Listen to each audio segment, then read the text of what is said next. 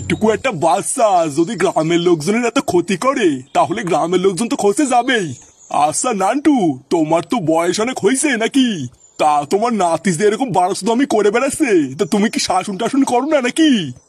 না মানে মোড়ল মশাই, আমি তো আমার দিক থেকে সম্পূর্ণ চেষ্টা করি।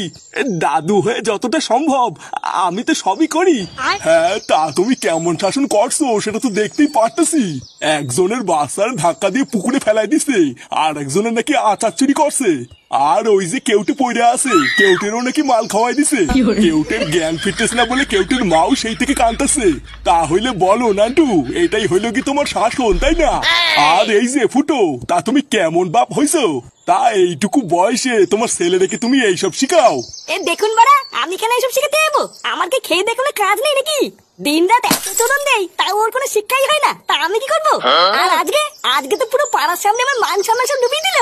একবার এখান থেকে বেরোক না, তারপরে আমিও দেখছি ওর কি করতে হয়। না না ফুটো, আমি কিন্তু এই লাস্ট ওয়ার্নিং দিতেছি। তুমি তোমার ছেলেরে কি করবা কি না করবা আমি জানি না, কিন্তু তোমার ছেলের নামে যদি পরের বার আর কোনো নালিশ আসে তাহলে কিন্তু আমি তোমাদের সবাইরে গ্রাম ছাড়া করবোই বলে দিলাম।